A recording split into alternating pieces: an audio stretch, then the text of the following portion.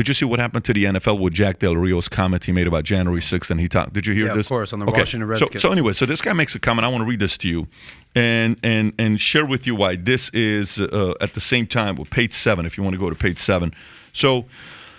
Where's it at? There we go. NFL Hall of Famer Ed Reed urges Commanders players. This is Washington Commanders players to take stand over Jack Del Rio's comments. This is a Bleacher Report story.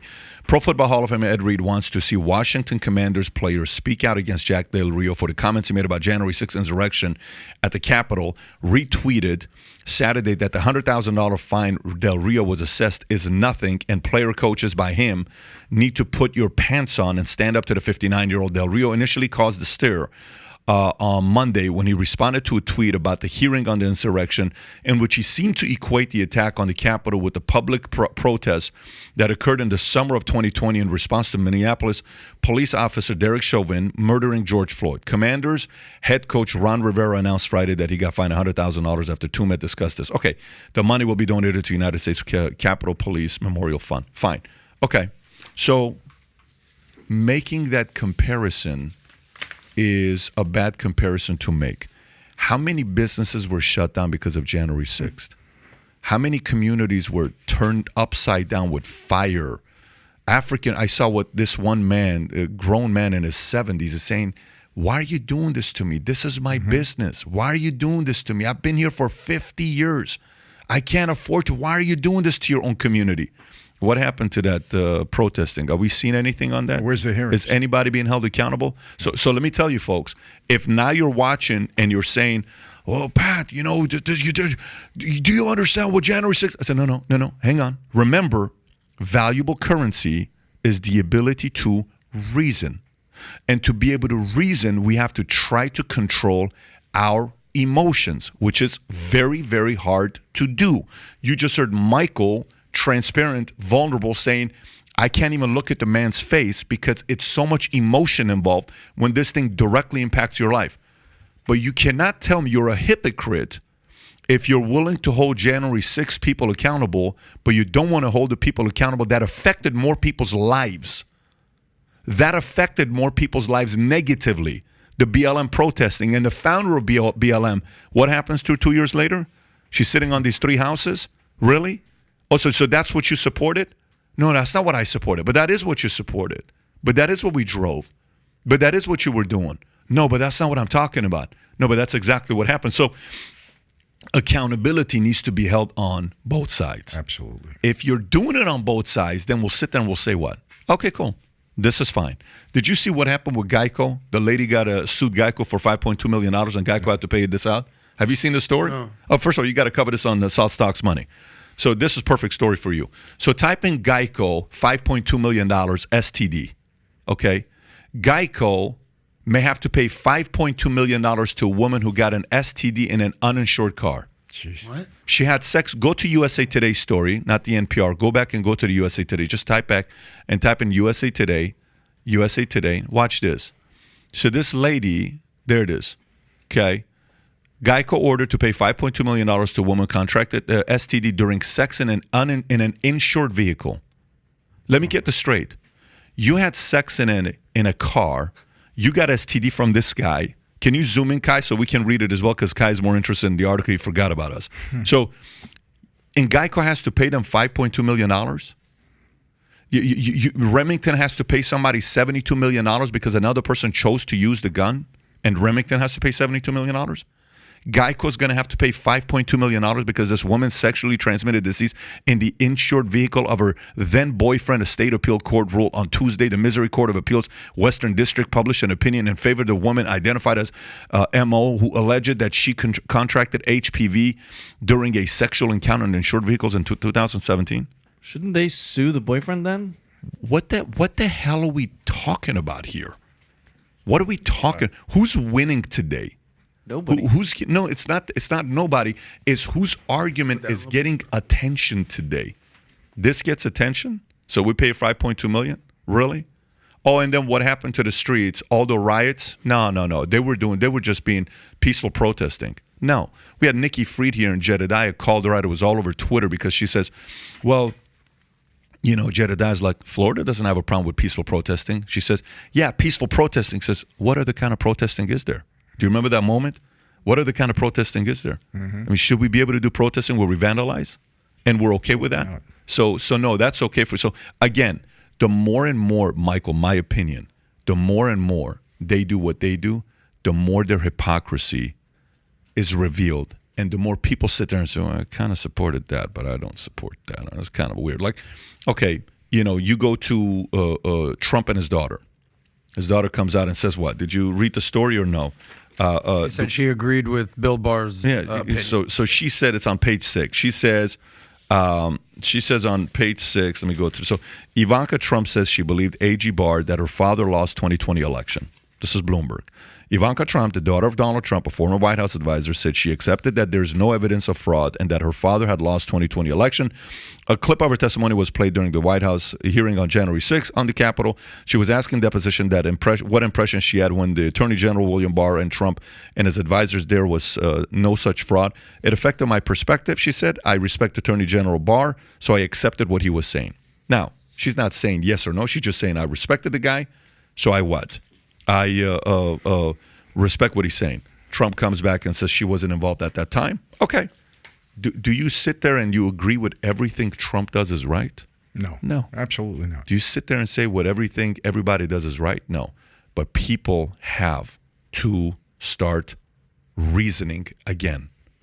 The ability to reason has to become a very valuable currency again. We've lost that recently. We can sit there and have a friendly debate, and you can say, I agree with you. I disagree with you. Cool. Got it. Walk away. All right, man, this was great. Awesome. We reasoned. You won. You made a good point. I'm smarter now. I made a point like, Pat, that's a good point. I didn't think about that. But we're not doing that anymore. So I think the people who are able to reason are going to come out as leaders. McConaughey, when he gave that speech, it's not the most popular speech to give. You know, a lot of people from NRA is like, dude, what are you talking about? I can't believe you said this. They don't like that speech. But guess what it did?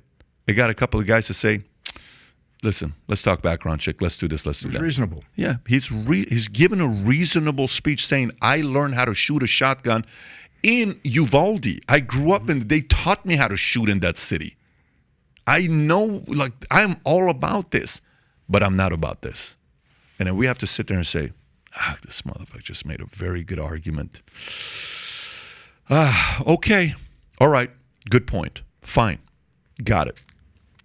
At dinner this last week, Saturday, with two big Hollywood actors, and we're having dinner, and I said, you know where my position changed when it came down to health insurance, health care? What was it? John Q. You ever seen the movie John Q with Denzel Washington? Where it's kind of like, this kid's trying to get a heart. At this point of the game, listen, man, we got to figure out a way for this kid to get, it's $250,000. Am I saying, let me pay for all your abortions because you decide to have unprotected sex? I'm not for that.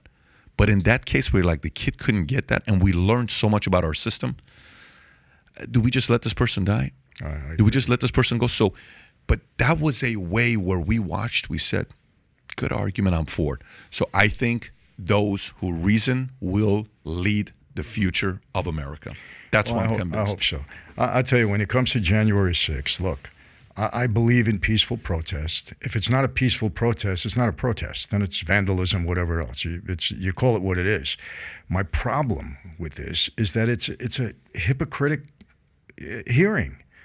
It's all one-sided. They have one goal in mind, and that's to bury Trump. And it's hypocrisy, and I just can't support that. I don't believe in it. Don't get me wrong. They shouldn't have done that. It was wrong, whatever. Trump probably said things to incite them, even though it wasn't direct. But, you know, the flip side of the coin, where was the Capitol Police? Where was the National Guard that he authorized to be there? Nancy Pelosi's a hypocrite. So it's hard for me to support anything that she wants to do because I know it's in her mind. It's not for the benefit of the people. She doesn't care. Nothing was going to happen to her. You know, it's the same like, you know, with the Supreme Court. If this was, you know this, if this was a liberal Supreme Court justice, this would have been on the front page of every newspaper. It would be talked about. You know, the right would be blamed. They'd use it to high heaven. And I just can't stand that. I can't stand it. And again, Patrick, this is coming from a guy that was 20 years a bad guy, a criminal. I mean, I call it the way it is, you know. I just cannot, I can't. But do you think they should not have these hearings? Not at this point in time, when this country is reeling. You know, when people are going to a gas station, put 7 gallons of gas in their car in California and paying $60, it's just over a quarter of a tank for most people. That's what you're worried about January 6th at this point in time? When, you know, Patrick named all the things that people are struggling for. I mean, look, I live out in Cal. I live in a pretty affluent neighborhood. It's Newport Beach. Yeah, Newport Beach. But, you know, I see what's going outside of that. I mean, this is the time to have these hearings. Are you that worried about Trump, maybe that he's going to run again, so you want to bury him? That's the whole motivation for this. So for me, it's just too much hypocrisy to support. And again, I don't believe that they should have stormed the Capitol. 100%. I don't believe that at all. But I don't believe what they're doing is real. And when you have a different motivation, you lose me on that. By the way, is there anybody more far left on TV than Rachel Maddow? She's probably got to be up there, right? Okay. Yeah. So here's what she said. Rachel Maddow admits that Trump had nothing to do with the Capitol breach. She said, I don't know if you saw this clip or not. I didn't. Yeah, she said, MSNBC Rachel Maddow, who inspires barbers around the world, she said this, emphatically reminded her fellow panelists and audience that Donald Trump's rally was not the starting point of the so-called January 6th insurrection. Here's her words. Just a key point that, yes, there was a pro-Trump rally at which the president spoke, and we can absolutely talk about all the things the president said there. But the idea that the rally is the thing that got out of hand and that somehow resulted in the breaching of the Capitol, that rally was very far from the Capitol, and the people who, as you say, did the initial breach that allowed everybody else to come in, they never even went to the rally. And this is Rachel Maddow. That's shocking. We're not talking about Tucker. You're not talking about Hannity. Right. You're not talking about Santorum. You're talking about Maddow. Shocking. Rachel Maddow. If there's a list of who is the most hated person, the person she hates the most in her life, Trump's on the top of that leaders bulletin. Yeah. He's competing for the #1 spot. Mm-hmm. So, but you know what this gives me? This validates the point of even Rachel Maddow's being forced to reason. Mm-hmm. She's cornered to reason because her audience is saying, I'm sick of your shit. Mm-hmm. I believed you. You're pandering. Start reasoning with me. That's why I tune into you. Or else your eyeballs are going away. I'm not watching you anymore. So if you like this clip and you want to watch another one, click right here. And if you want to watch the entire podcast, click right here.